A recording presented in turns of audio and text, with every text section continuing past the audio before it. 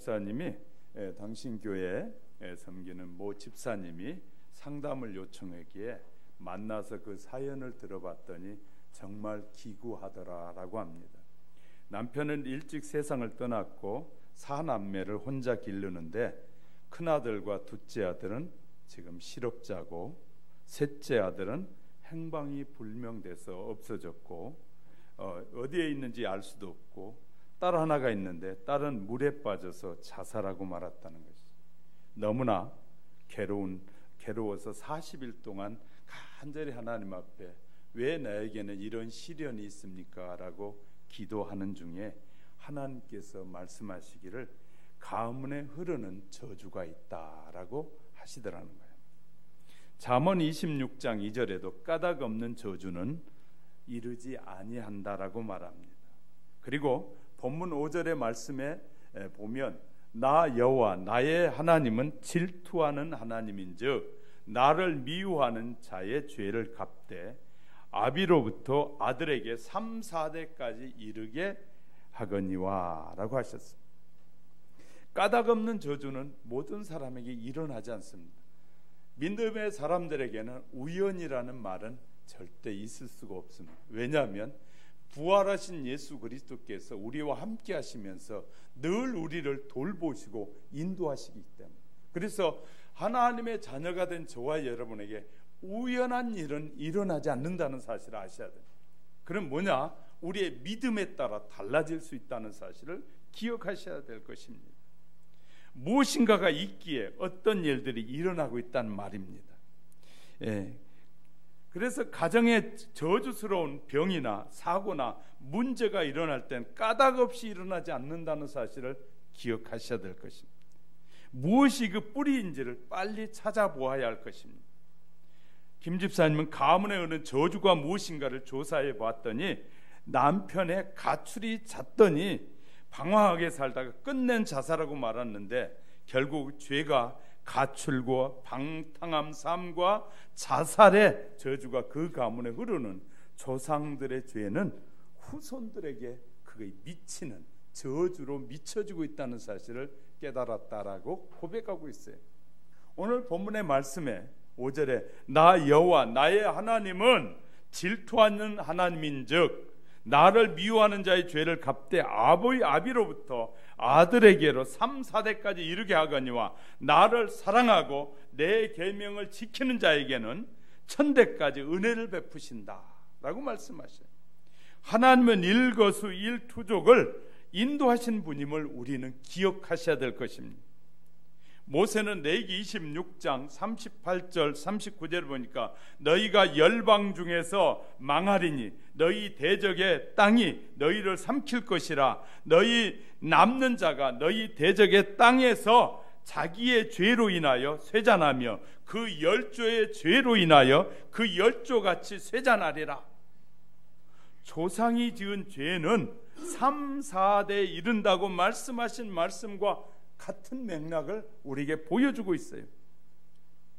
자녀는 공연히 부모 때문에 죄 때문에 날벼락을 맞을 수 있다는 사실을 우리에게 말하고 있어요. 다니엘이 조상의 죄를 하나님 앞에 알리는 기도를 하는 거 보니까 9장 17절에 이는 우리의 죄와 우리 열조의 죄악을 인하여 예루살렘과 주의 백성이 사면에 있는 자에게 수욕을 받음이라. 또 에스라가 조상의 죄 때문에 드린 기도를 보니까 이 9장 7절에서 우리의 열조의 때로부터 오늘까지 우리의 죄가 심하매 우리의 죄악으로 인하여 우리와 우리 왕들과 우리 제사장들을 열방 왕들의 손에 붙이사 칼에 죽으며 사로잡히며 노락을 당하며 얼굴을 부끄럽게 하심이 오늘날 같으니이다. 하나님은 부모가 지은 죄로 그 지은 죄가 그 죄값을 자녀에게서 찾겠다고 하신 말씀이 이루어지고 있다 그 말이에요. 자녀는 잘못 없이 공연히 고통을 받을 수 있다는 말씀입니다. 민수기 14장 18절에도 보니까 여호와는 노하시길 더디하고 인자가 많아 죄악과 과실을 사하나 형벌받을 자는 결탄코 사지 아니하고 아비의 죄악을 자식에게 갚아 3, 4대까지 이르게 하리라 라고 하셨어요. 여러분의 조상이 무슨 죄를 지었는지 들어본 적이 있습니까? 그리고 그 조상의 죄가 내게 어떤 영향을 미치고 있는지는 알고 계십니까? 믿음으로 살려고 하는 당신은 당신의 조상들의 그 죄를 어떻게 끊을 수 있는지 해답은 알고 계십니까? 자녀들이 어쩔 수 없이 부모의 영향 아래 사는데 혈육형이나 DNA나 성별 모두가 선택할 수가 없는 것입니다. 남자로 태어나고 싶다고 해서 남자가 된 것도 아니고 여자로 태어나고 싶다고 해서 여자가 된 것이 아니고 우리는 선택의 여지가 없는 것입니다. 좋은 영향이나 나쁜 영향이나 부모가 그늘 밑에서 살아가는 자들은 누구에게나 영향을 받을 수밖에 없어요. 그 조상의 어떤 죄가 후손들을 괴롭히는지를 알아야 되는데 어떤 조상들의 죄가 우리를 괴롭히하고 우리가 우리의 신앙에서 영향을 미치는지 살펴가고 해결 방법은 없는지 오늘 말씀을 들은 사이에 여러분의 인생에 새로운 도약의 기회, 여러분의 인생에 새로운 삶의 변화가 있는 이 시간이 되시길 주님의 이름으로 축복합니다. 첫 번째, 자기 이름이 사탄의 담보로 잡혀 있는 사람들도 있습니다.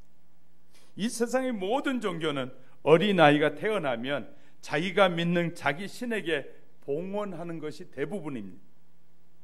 하얀교회는 처음 아이가 태어나서 교회에 오면 제가 반드시 아이들을 위해서 이 축복 기도를 해줍니다. 머리에 손을 얹고. 성경에 보면 아이를 낳으면 8일 만에 1년 된 어린 양과 비둘기를 가지고 성막이나 성전으로 가서 제물로 드리면 하나님 앞에서 성결 의식을 거행한다라고 되어 있어요. 그리고 할례를 행하게 됐다라고 레위기 12장 1절부터 7절에 말해주고 있어요. 그래서 예수님도 태어난 지 8일 만에 성전에 가서 성결 의식을 거행했다고 누가복음 2장 21절 24절에서 말씀해주고 있어요. 일반적으로 모든 종교가 다 그렇습니다. 태어나게 되면 자기가 믿는 부모가 믿는 신에게 그 자녀를 드리는 것이 일반 종교의 삶이에요. 아프리카 종족들이 아이가 태어나자마자 자신의 신에게 봉헌하게 됩니다. 여러분 잘 아는 스파르타에서는 아들을 낳으면 아버지의 손에 먼저 이 아들을 안겨줍니다. 아버지가 아들을 이리 보면서 이놈을 기를만 하면 기르고 시원치 않다, 아버지 눈에 시원치 않으면 그 자리에서 그 아들을 죽여버립니다. 그래서 이 자녀의 목숨은 누구의 손에 달렸냐? 아버지의 손에 달려있는 것을 보게 됩니다. 아메리카 인디언들은 아이가 태어나면 그 순간 자신들의 신에게 그 자녀를 헌신합니다. 그리고 일생 그 신에 얽매여 살아가게 됩니다. 불교에서 절의 이름을 올리는 사람들이 얼마나 많은지 모릅니다. 옛날 불교를 믿었던 많은 사람들 절에 가면 그들의 이름들이 다 올라가 있습니다. 무당에게 푸닥거리를 했던 가문은 자기도 모르는 사이에 그 자기의 이름이 무당의 이 기록부에 기록되어 있습니다. 그래서 자기도 모르게 자기 이름이 귀신에게 봉헌되어 있는 사람들이 많이 있다고 말이죠. 미국 국경에 멕시코가 이렇게 국경하고 다 있잖아요. 아이가 낳을 때가 되면 멕시코 여자들이 미국으로 몰래 들어와서 아이를 낳습니다. 그렇게 되면 미국은 그 아이를요 속지주의 나라이기 때문에 그 태어난 아이는 미국 국적을 갖게 되고 엄마는 멕시코 사람이고 아이는 미국인이 됩니다. 이렇게 된 것처럼 반드시 태어난 어느 가정에 태어났느냐, 어떤 종교에 있는 사람으로 태어났느냐에 따라 그 아이가 그 신에게 드려지게 된다는 것이에요. 그러므로 우리는 중요한 것입니다. 우리는 예수 그리스도를 믿고 하나님의 자녀가 되어 있는 여러분이 소속이 마귀에게 기록되어 있으면 항상 마귀의 역사가 일어나게 될 거예요. 나 하나님의 자녀가 됐음에도 불구하고 우리 부모가 나를 이 다른 종교에다가 올려놨기 때문에 그 악한 마귀는 자기의 기록되어 있는, 자기의 소속되어 있는 사람을 빼앗기지 않으려고 어떻게 하든지 방해하게 되고 믿음을 갖지 못하게 하고 믿음에서 떠나게 만든다는 사실입니다. 그래서 그렇게 이름을 사단의 장부에 기록해 두면 마귀는 언제나 자기 가족으로 알고 철저하게 관리한다는 것이에요. 자기들 사역에 꽁꽁 묶어놓고 때마다 간섭하게 되는, 그러다가 이탈하면 문제가 생기기 시작합니다. 우리가 전도에 보면 예수를 믿기 전에는 아무 일 없이 평탄했던 사람이 예수 믿기 시작하면서 가정에 여러 가지 우환들이 막 밀려오고 끊는 종종 그런 가정들을 많이 보게 됩니다. 목사님, 예수 믿는데 어떻게 이렇게 더 어려워졌는지 몰라요. 예수 믿는데 이렇게 더 힘들어요. 예수 믿는 게 힘들어요. 왜? 마귀가 놓지 않기 때문에, 이 우리의 가정들이 막 묶여 살기 때문에 그런 일이 얼마든지 일어난다는 거예요. 사단은 철저하게 자기 사람을 관리하기 때문에 절대 내어놓지 않으려고 막 몸부림치게 되는 거예요. 멕시코 신학교에 가본 어떤 분이 가봤더니 살인범이 신학생이 되어 있었는데 마피아 단체 탈퇴했더니 이 사람이 이제 탈퇴했더니 찾아와서 5명이 찾아와서 마피아 단원이 있던 자기 앞에 딱 붙잡아 놓고 아내와 자식을 자기가 보는 데서 그냥 토막내 죽이고 가더랍니다. 이 사람이 너무너무 충격을 받은 다음에 그 사람들 한 사람 한 사람 찾아다니면서 복수하기 시작했어요. 4명을 자기 아내와 자식들을 죽이는 방식으로 토막내서 4명을 죽였어요. 5번째 마지막 사람을 찾다가 그만 붙잡혀서 이 형무소에 들어가게 됐는데, 그곳에서 이제 이 사형 선고를 받았는데 한국인 선교사가 그 형무소에 들어가서 계속해서 전도를 했는데 전도를 받고 예수님을 믿게 됐어요. 예수님 믿게 됐어요. 그런데 이제 예수 믿고 신학을 하기 시작하니까 그 정부에서 이 사람이 이제 환경이 그랬으니까 이 사람에게 특혜를 주자 그래서 특사를 해서 이제 뭘 해줬냐면 죽음에서, 사형에서 면제해 줬어요. 자, 그렇게 해서 지금은 신학생이 됐다라고 고백하는 것이었어요. 그러나 사탄에게 빠져있는 이름, 나중에 사탄을 통해서 큰 우환이 온다는 사실을 기억하셔야 돼요. 절에 가서, 무당에 가서 그럼 이름을 확인하고 뺄 필요는 없습니다. 이런 사실을 알고 예수님의 이름으로 끊고 선포해야 된다는 것입니다. 나는 사탄과 관계를 예수님의 이름으로 말하느니 명하느니 끊노라. 그곳에서 기록된 이름은 허수아비다. 나는 이미 하나님의 자녀가 됐고 100% 하나님의 사람이 됐으므로 이제 이 시간부터 너와 나는 구별됐다. 나는 예수 이름 명하느니 내게서 떠나라 라고 분명하게 선언의 시간이 필요하다는 거예요. 그렇지 않으면 지속적으로 찾아와서 우리를 신앙에서 멀어지게 만든다는 것이. 이런 예를 들어보면 누가 내 사무실에 들어와서 신용카드를 몰래 훔쳐갔어요. 나는 신용카드를 찾으러 막 다닐 필요가 없어요. 어떻게 하면 될까요? 카드 회사에 신고해서 재발급을 받으면 먼저 발급된 카드는 자동적으로 뭐예요? 취소돼서 쓸 수가 없게 돼요. 훔쳐간 카드는 무용지물이 되는 것처럼 예수 그리스도를 믿음으로 고백한 하나님의 자녀들은 당당하게 뭐 해야 된다고요? 나는 하나님의 자녀가 됐다라는 마귀에게 선언해야 되고, 너는 나와의 아무 관계가 없다라고 선언하게 될 때 저와 여러분은 이 관계에서 멀어지게 되고 해결될 줄 믿으시기 바랍니다. 할렐루야.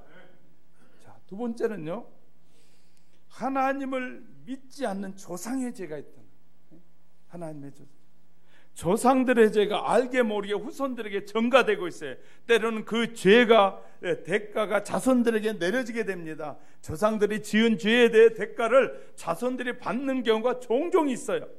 마태복음 27장 24절 5절에 빌라도가 아무 효염이 없이 도리어 밀란이 나려는 것을 보고 물을 가져다가 무리 앞에서 손을 씻으며 가로되 이 사람의 피에 대하여 나는 무죄하니 너희가 당하라. 백성이 다 대답하되 그 피를 우리와 우리 자손에게 돌릴지어다 하거늘. 빌라도가 예수님을 심판할 때였습니다. 유대인들이 예수님을 십자가에 못 박아 죽이려고 아우성이었습니다. 빌라도가 유대인들에게 아니다, 내가 보니까 이 예수에게는 죄가 없다. 그러나 유대인들은 이 극성을 못 이겨서 결국 빌라도는 예수님 십자가에 못 박아 죽이라고 내어주면서 하는 말이 너희의 핏값은 너희가 받아라. 나와는 상관이 없다. 그리고 세숫대에 물을 가져다 오게 하고 손을 담았습니다. 유대인들이 그때 말합니다. 그 피는 우리와 우리 자손에게 돌릴지어다. 엄청난 피값을 유대인들이 치르게 되는데 600만 명이나 되는 사람들이 그 피값을 치러야만 했고 1900년 동안 하나님이 약속한 땅에서 살지 못하고 이방 땅에서 방황하며 살아야만 했다는 거예요. 우리는요, 역사 속에서 한 번 이렇게 말하는 것의 대가가 얼마나 큰지를 아셔야 됩니다. 어느 교회에서 목사님이 가문에 흐르는 저주를 볼 줄 아는 눈을 가져야 된다라고 설교를 드렸더니 어떤 여자 성도가 편지를 보내왔습니다. 목사님, 우리 가문에는 음란이 흐르고 있어요. 증조 할아버지에게는 첩이 있었는데 그 할아버지도 이제 증조 할아버지 다음 할아버지도 늙음하게 다른 여자를 아셨어요. 그 음란이 작은 아버지에게로 흘러서 작은 아버지에게는 또 다른 여자가 난 어린 딸이 있어요. 그런데 이 음란의 피가 나를 견딜 수 없게 괴롭히고 있어요. 내게 나쁜 습관이 붙어서 이기기가 너무너무 어려워요. 제 자신이 교회 생활하면서 가시적이고 이중적인 생활한 것 같아 견딜 수 없어요. 철저히 회개하고 돌아설 수 있도록 저를 위해서 기도 좀 해주세요 하고 어느 성도가 편지를 보내왔다라고 합니다. 우리에게 못된 습관들 부모에게도 있을 수 있고 그렇지 않으면 내가 친구들에게서 못된 습관들을 배우고 못된 습관들을 따라하다 보니까 나도 모르게 이런 저주의 삶 속에 빠져들어갈 수 있다는 거예요. 좋은 것을 배우려고 해야 되는데 많은 젊은 사람들은 좋은 것은 배우려고 하지 않고 못된 것, 나쁜 것만 배우려고 해요. 그래서 자꾸 판단하는 것 배우고 비판하는 것을 배우려고 합니다.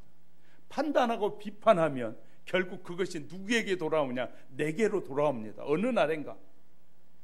우린 잘 아셔야 돼요. 그래서 성경은 이렇게 말해. 내 부모가 네 마음에 들지 않아도 네가 뭐 하라고요? 공경하라고 합니다. 공경하라. 네가 할 수 있는 데까지는 네가 하라는 거예요. 그 다음에 그 잘못된 부모가 잘못한 삶은 철저하게 배겨가라는, 배우지 말라는 거예요. 내 부모가 성경적으로 살지 않고 말씀대로 살지 않는 삶은 철저하게 버리라는 거예요. 그거 배우면 네도 똑같은 인생이 되고 만다는 거예요. 뭐 해야 된다고요? 부모가 좋지 않는 것을 보여줄 때는 과감하게 버려버리고 나는 그것과 상관없다. 나는 하나님의 자녀답게 살겠다라고 결단하고 기도하라는 거야. 할렐루야. 그럴 때 우리는 그 못된 습관에서, 못된 저주에서 자유로워지게 된다는 거야. 많은 사람들이 결단하지 않는 사람들이 많아요. 우리는 결단해야 돼요.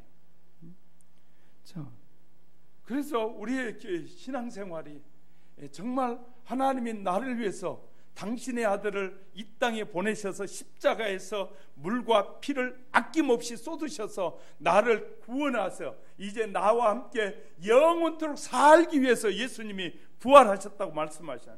부활하셔서 내가 이제 너와 영원히 영으로 함께 하겠다고 말씀하신 그 주님이 나와 함께하고 계심에도 불구하고 늘 우리는 세상의 것을 따라가는 거예요. 왜 담배를 못 끊을까요? 왜 술을 못 끊을까요? 왜 나쁜 습관을 못 끊을까요? 왜? 주님을 믿지 않기 때문인 거예요. 제대로 내가 주님을 신뢰하고 하나님 나를 이 못된 습관을 끊을 수 있게 도와주세요 하고 주님을 의지하면 반드시 끊을 수 있어요. 할렐루야. 하나님의 자녀답게 살 수 있는 것이에요.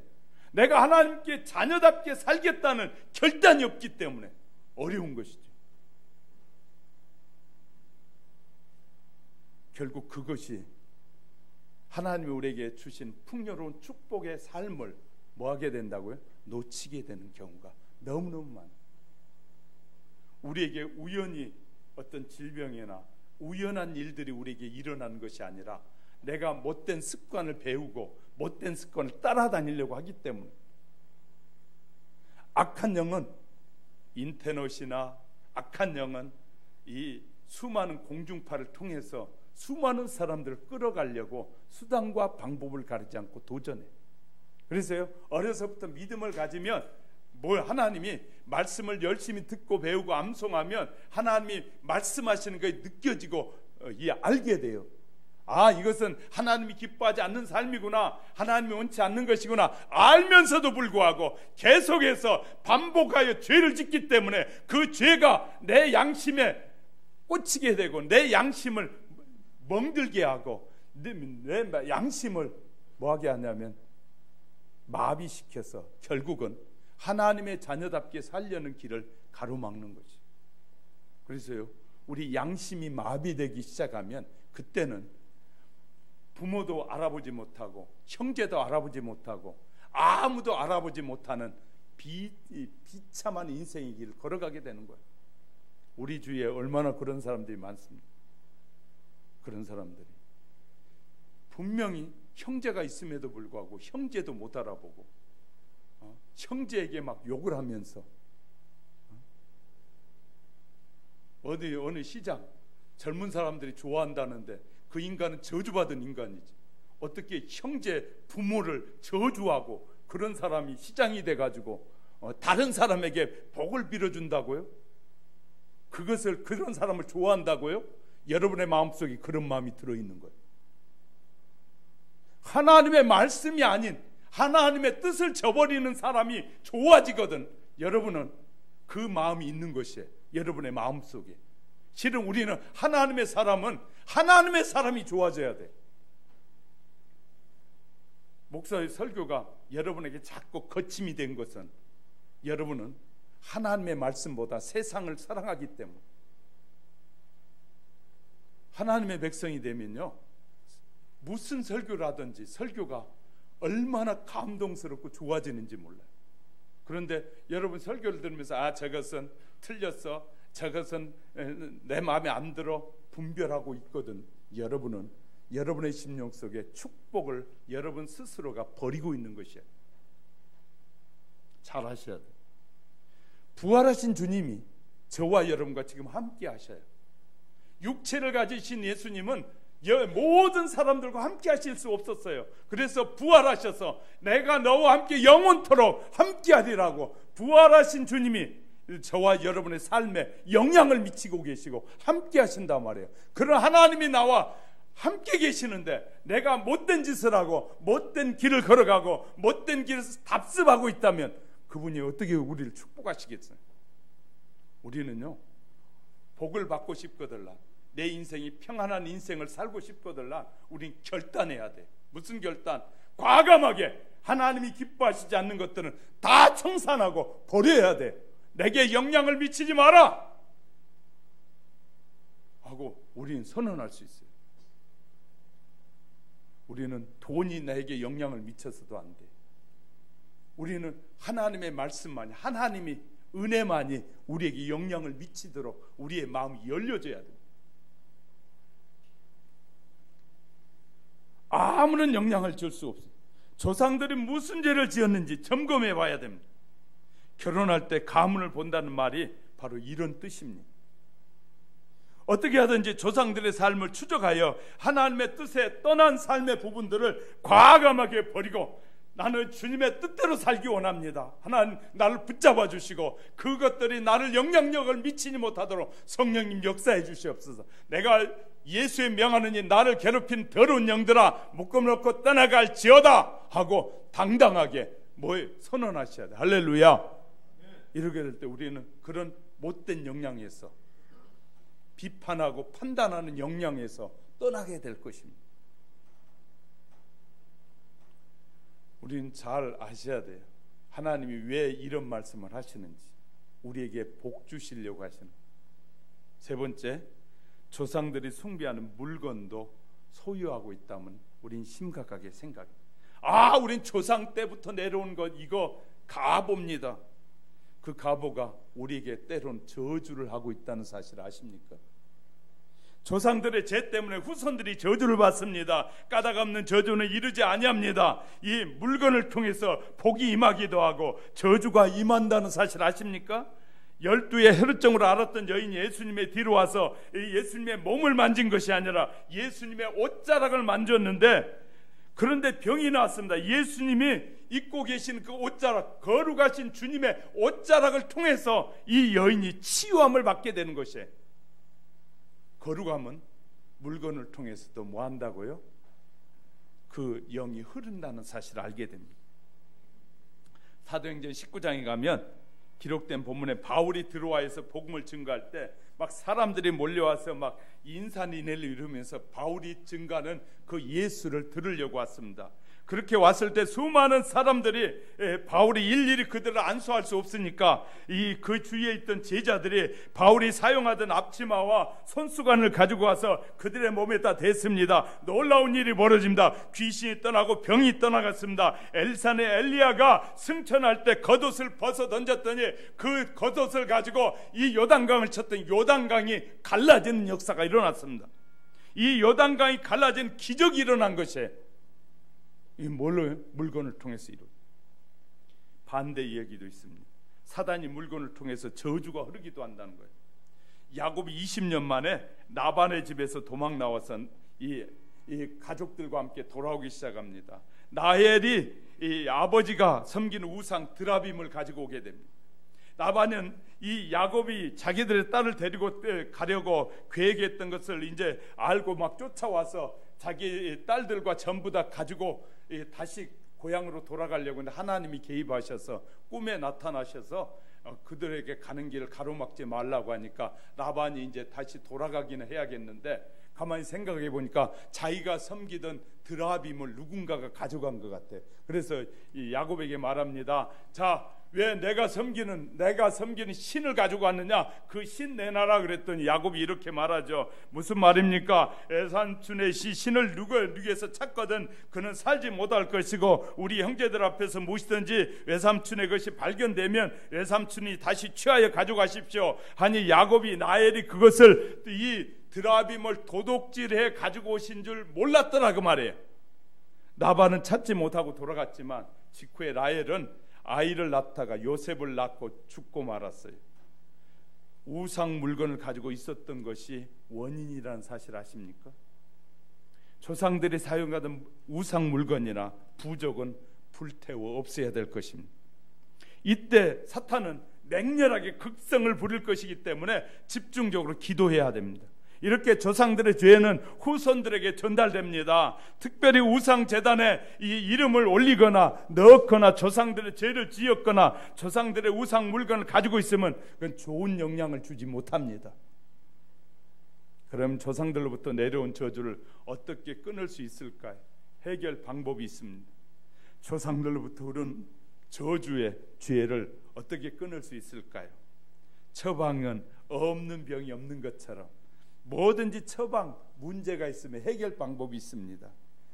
끊을 수 없는 저주는 이 세상에 아무것도 없습니다. 첫째, 이런 방법으로 끊을 수 있습니다. 첫 단계는 조상의 죄를 찾아내야 됩니다.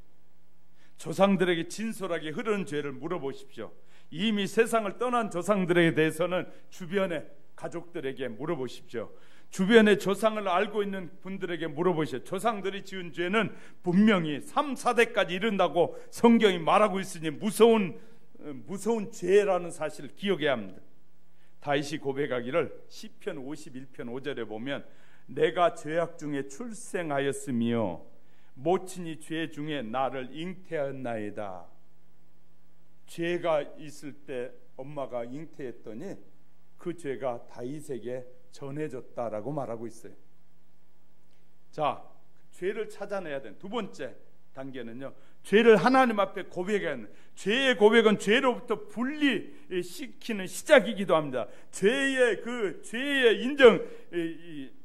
죄를 인정하는 것부터 우리가 멀어지기 시작하는 출발점입니다. 그래서 그것이 죄였구나, 하나님을 기쁘시게 하는 모든 죄가 여기 있었구나, 이것이 죄구나라고 인정하는 것이 출발점이기도 합니다. 레위기 20장 26장 40절, 그러니까 그들이 자기 죄와 그 열조의 죄와 및 그들이 나를 거스려 허물을 잡아가고, 느헤미야 9장 1절부터 3절에도 보니까 그달 스무 나흘 날에 이스라엘 자손이 다 모여 금식하며 굵은 베옷을 입고 티끌을 무릅쓰고 모든 이방 사람들과 절교하고 나서 자기의 죄와 조상들의 허물을 자복하고 이 날에 4분지 1은 그 제자리에 서서 그들의 하나님 여호와의 율법책을 낭독하고 낮 4분지 1은 죄를 자복하며 그 하나님 여호와께 경배하는데, 보니까 성경의 많은 부분에 자기의 죄와 조상의 죄가 있음을 우리에게 말해주고 있어요. 예수님 변화산에서 기도하고 내려오는데 어린아이가 아버지가 아들을 데리고 와서 귀신을 쫓겨달라고 말합니다. 하소연할 때 예수님이 이렇게 물어봐요. 마가복음 9장 21절에 예수께서 그 아비에게 물으시되 언제부터 이렇게 되었느냐 하시니 가로되 어릴 때부터입니다. 언제부터 이런 일이 있었냐고 물은 거죠. 세 번째 단계는요, 두 번째 고백했으면 세 번째는 조상의 죄의 줄기는 나와 상관이 없음을 선포해야 돼요. 조상의 죄의 물줄기에서 벗어나서 이 마귀에게 벗어났다고 선포해야 되는 것이에요. 그리고 상관이 없음을 단호하게 말해줘야 돼요. 이런 예를 들어보겠습니다. 술을 너무나 좋아해서 밤낮 술을 마시다가 술 중독으로 죽은 사람이 있었습니다. 그 많던 재산을 술로 다 탕진하고 거렁뱅이가 돼버렸어요. 가족 모두를 거지로 만들어 놓고 그 아버지는 죽었어요. 그 아버지에게 두 아들이 있었는데 한 아들은 그 아버지가 하던 짓을 똑같이 하면서 술에 취해서 그렇게 살고, 다른 아들 하나는 일체 술을 끊어버리고 절대 입에 술을 대지 않는 것이었어요. 그래서 어떤 기자가 술이 만취된 그 아들에게 물어봤어요. 왜 당신 술을 먹습니까? 그랬더니 내가 지금 술 안 먹게 됐습니까? 그렇게 잘 산들 재산 우리 아버지가 다 해먹고 돌아가셨는데 내가 술 안 먹고 살겠습니까? 그러더라고요. 또 다른 아들에게 물어봤어요. 왜 당신은 술 안 먹습니까? 그랬더니 그 아들이 이렇게 내가 지금 술 먹게 됐습니까? 술 때문에 우리 집이 망했지 않습니까? 술 때문에 망했다. 끊어버린 것이었어요. 여러분은 어느 쪽에 서기 원하십니까? 노아의 가정에는 인류 역사상 처음으로 술을 마시고 방탕한 사람이 노아였습니다. 술을 마시고 대낮에 벌거벗고 있다가 있었단 말은 성적으로 타락했다는 거예요. 타락했다 그 말이에요. 노아에게는 셈과 함과 야벳 세 아들이 있었습니다. 노아에는 방탕과 음란이 함을 통해 흘러내려갔습니다. 그리고 그 후에 가나안 족속이 동성연애자가 됐고, 그 동성연애자가 소돔과 고모라, 바로 가나안 후손들이 살고 있었던 사실 아십니까? 그러나 셈과 야벳에게는 음란의 이 방탕이 흐르지 않았습니다. 하나님을 잘 섬긴 좋은 자손들이 됐다. 그래서 하나님이 축복을 받게 됐다는 거예요. 가나안 저주를 받게 되고, 다윗 가문에도 어느 날 한가할 때 다윗이 궁중을 거닐다가 한 여인이 벌거벗고 목욕하는 것을 보게 됩니다. 음란한 마음이 들어서 그 여자를 데려다 가늠하고 임신까지 하게 됩니다. 들통이 날 것이 두려워진 그 다윗은 그의 남편이 우리야 장군을 전쟁터에서 죽였습니다. 다윗에게 음란과 살인이 흐르기 시작하더니 자손들 중에서 남동생이 누나를 강간하는 음란이 흘렀고요, 형제끼리 죽이는 이 살인이 흘렀습니다. 자녀들이 많아도 아버지의 축복을 이어받는 자녀가 있고 조상의 저주를 이어받는 자녀가 분명히 있더라는 거예요. 조상의 죄를 분명히 알고 이제는 예수님의 이름으로 그 죄와 관계에서 없음이 선포되어지고 조상의 죄를 끊어버려야 됩니다. 할렐루야. 그래서요, 못 쓰는 것은, 아주 못된 것들은 과감하게 잘라버려야 돼요. 그래야 하나님의 축복이 여러분의 것이 됩니다. 네 번째 단계, 조상의 죄의 결과를 맴돌게 하는 마귀에게 예수의 이름으로 떠날 것을 큰 소리 외쳐야 돼. 주님의 죽음의 권세를 일으키시고 죽음의 권세를 무너뜨리시고 일어나신 부활의 능력을 저와 여러분에게 하나님께서 주셨어요. 그 부활의 권세를 가지고 마귀에게 즉각 떠나라고 당당하게 말해야 됩니다. 예수님께서 말씀하시길 누가복음 10장 19절에 보니까 내가 너희에게 뱀과 정갈을 밟으며 원수의 모든 능력을 제어할 권세를 주었으니 너희를 해할 자가 결탄코 없으리라. 할렐루야.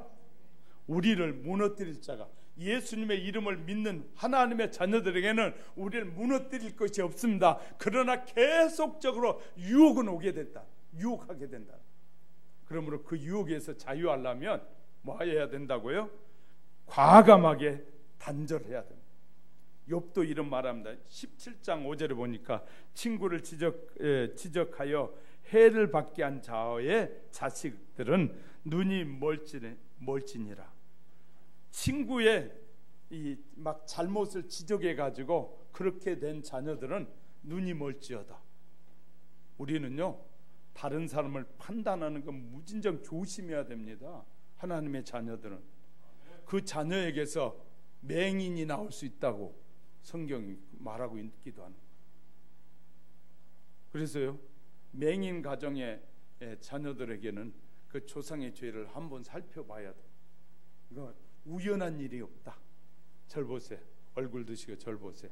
세상에 우연은 없다. 하나님은 반드시 하나님의 계획대로 세상이 움직이고 세상이 돌아가게 하고 계신다. 하나님의 뜻대로 돌아가게. 하나님의 뜻을 저버릴 자가 없기 때문에 저와 여러분 적당하게 예수 믿고 적당하게 사는 것은 매우 위험한 일입니다. 우리는 분명한 신앙을 가지고 살아야 됩니다. 마지막 때가 될수록 우리는 더 혼탁해져 갑니다. 세상은 혼탁한 세상 속에 우리가 하나님의 자녀다우려면 분명하게 버릴 건 과감하게 버리고 취할 건 과감하게 취해서 하나님의 뜻대로 살려고 우리가 결단하며 사셔야 됩니다. 할렐루야. 이런 간증이 있더라고요. 어느 성도가 몸이 이상이 생기자 병원에 가서 진찰을 받아봤더니 췌장암 같다고 의사가 이제 췌장암이면 3개월밖에 살 수 없다고 말하면서 2주 후에 오면 지금 암인지 아닌지 분명하게 말씀해 주겠다고 해서 돌아왔습니다. 이 사람이 집에 돌아와서 이제 조용히 조상들을 생각해 봤답니다. 그래도 신앙이 있으니까 조상들의 죄가 있는지 생각해 봤더니 조상들 어떤 병으로 돌아가셨는지 봤더니 조상 중에서 췌장암으로 세상을 떠난 사람을 있더라는 거예요. 그리고요, 조상들이 어떻게 살았는지를 살펴봤더니 조상들이 성적으로 매우 타락해 있더라는 거예요. 난잡하고. 그래서 자기 조상들을 살펴봤더니 조상들에게 이혼 안 한 사람이 없더라는 거예요. 막 형제들 중에서 이혼하는 자들이 많이 있는데 자기만 이혼하지 않고 믿음으로 사는데, 믿음으로 사는 걸 살펴봤더니 자기 가정이 믿음으로 사는 것에 시작을 했더라는 거예요. 이 사실을 깨닫고 나서 그는 이렇게 하기 시작했답니다.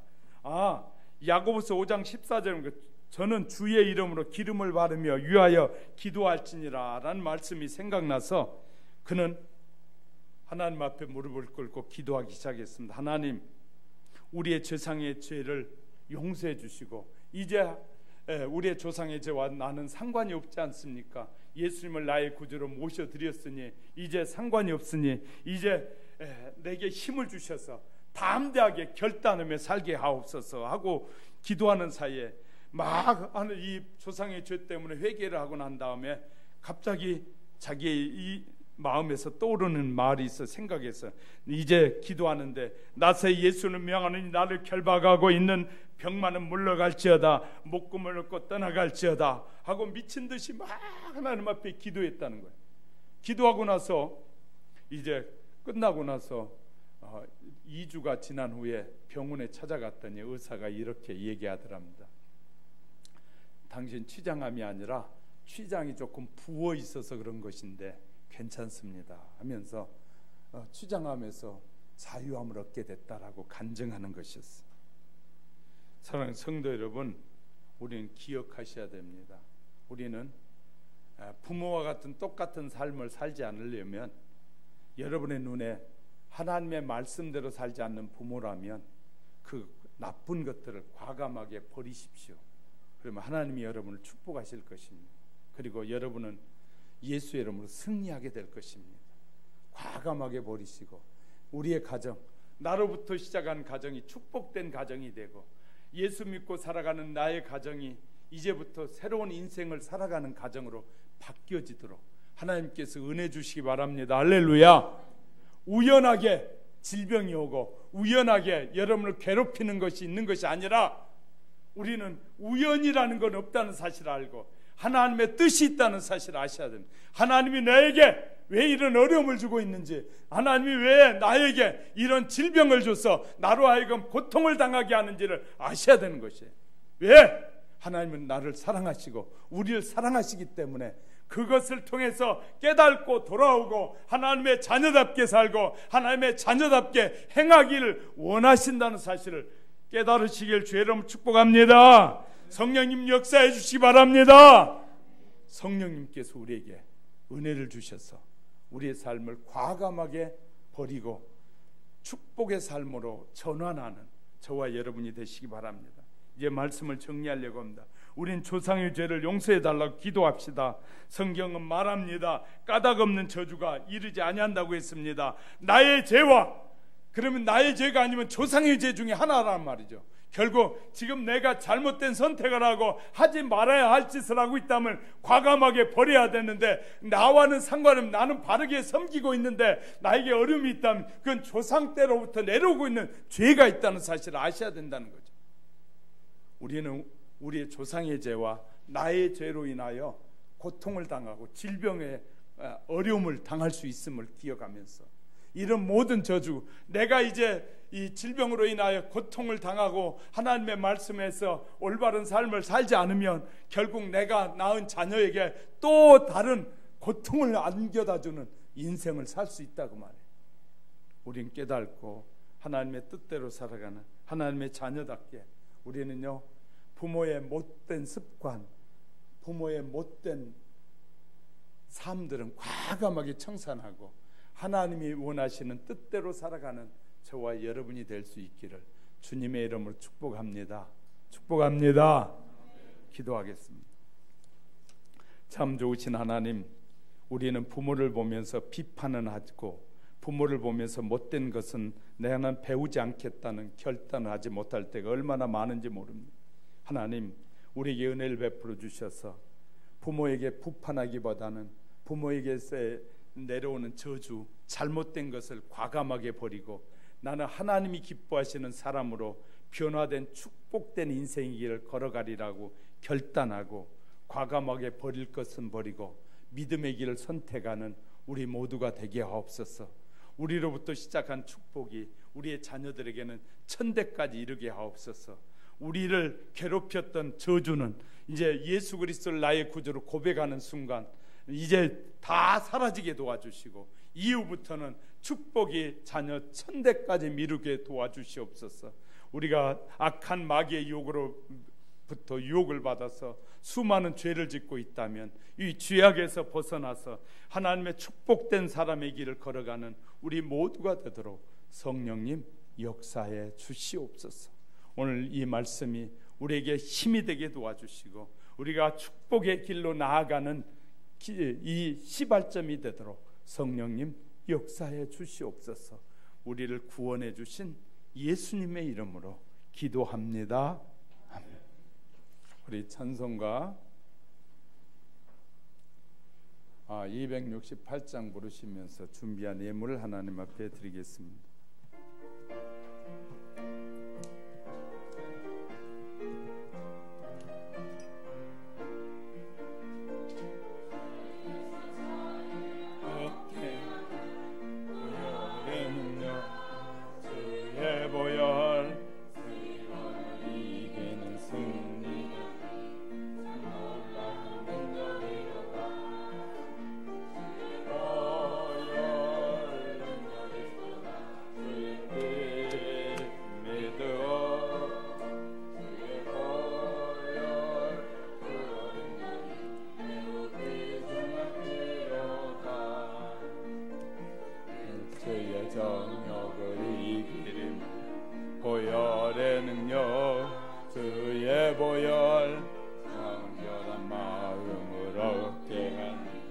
참 놀라운 능력이로다.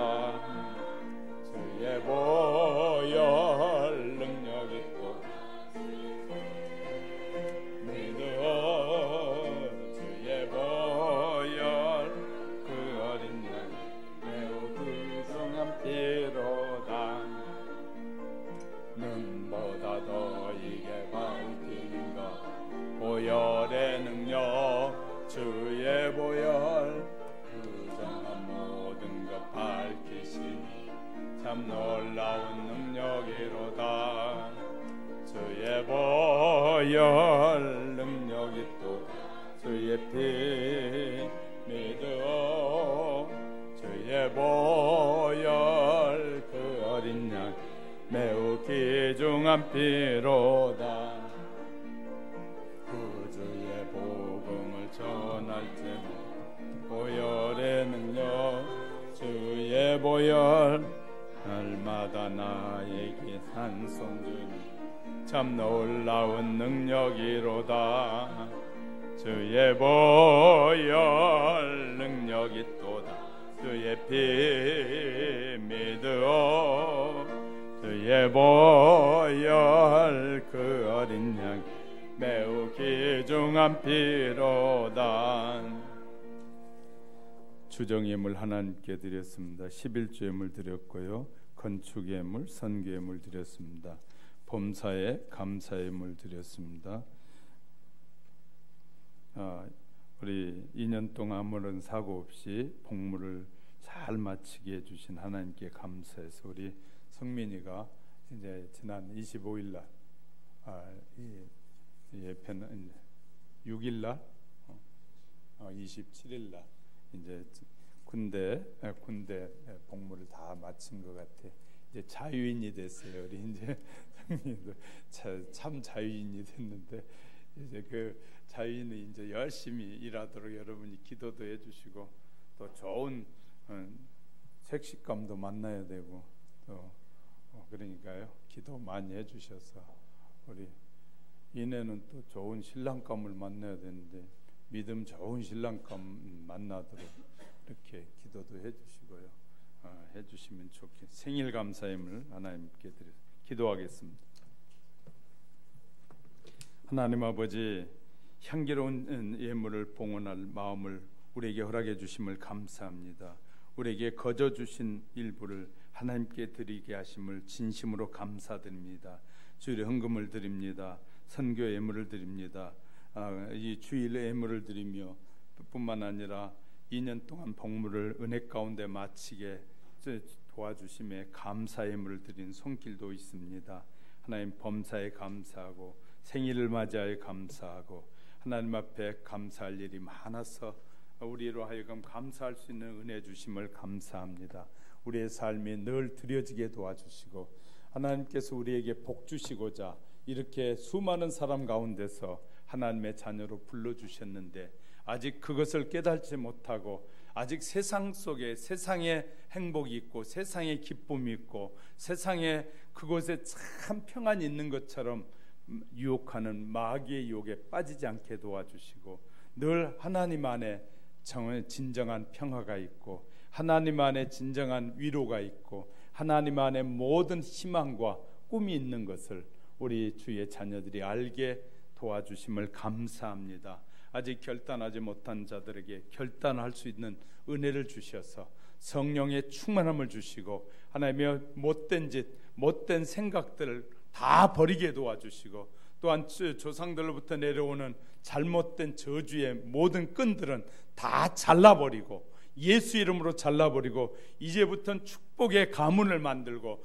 축복의 사람이 되고 가문을 만들어서 우리의 자녀 손손이 복을 받는 기회를 허락하게 하여 주시옵소서. 하나님, 나로 인하여 이 저주가 시작되는 어리석은 인생에서 벗어나도록 도와주시기 원합니다. 하나님, 우리를 축복해 주시고 영원히 우리와 함께하기 위해서 우리를 수많은 사람들 가운데서 불러주셨는데 그 부르심에 합당한 인생의 길을 살아가게 도와주시고 영원토록 하나님께서 우리를 창조하신 뜻대로 쓰임받는 우리가 되도록 성령님 역사해 주시옵소서.